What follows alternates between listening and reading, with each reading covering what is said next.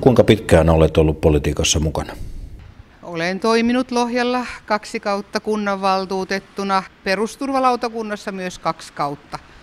Sinä olet erityisopettaja. Onko opettajalla erityisiä huolenaiheita?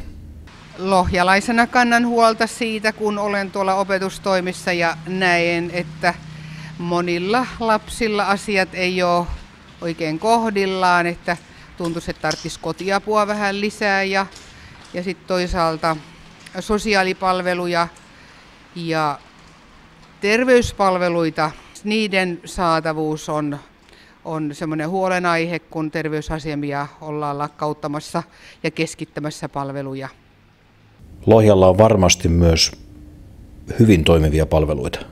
Lohjalla on hyvin liikuntapalvelut. Lähipalveluitakin on eri puolilla kuntaa.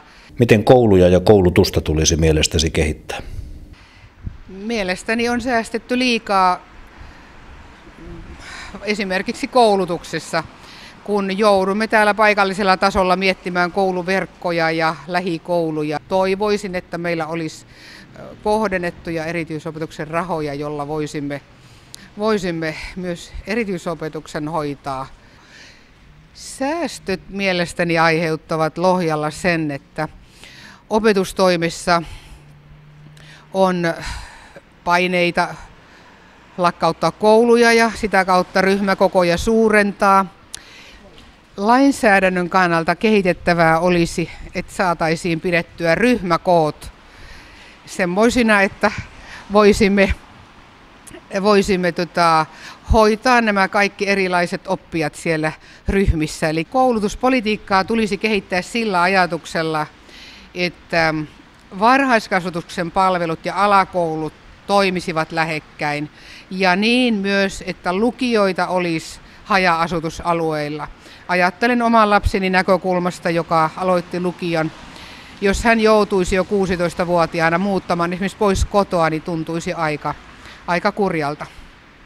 Koulujen lakkauttamisella voi olla suuri merkitys alueen asukkaille. Tälläkin alueella uhkaa erästä lukiota lakkauttaminen ja se tietäisi pisimmillään 2 tunnin koulumatkaa yhteen suuntaan, eli 4 tuntia lukiolaiselle, jonka pitää vielä sen lukion päälle tehdä koulutehtävät. Lukion lakkauttaminen, varsinkin tämmöisen pienen lukion lakkauttaminen tietää sitä, että läheisen yläkoulunkin toiminta vaikeutuu, kun kenties opettajat haluavat vaihtaa työpaikkaa ja kun ei riitä tunteja ja se tuo monenlaista haastetta sitten sinne yläkoulun puolelle.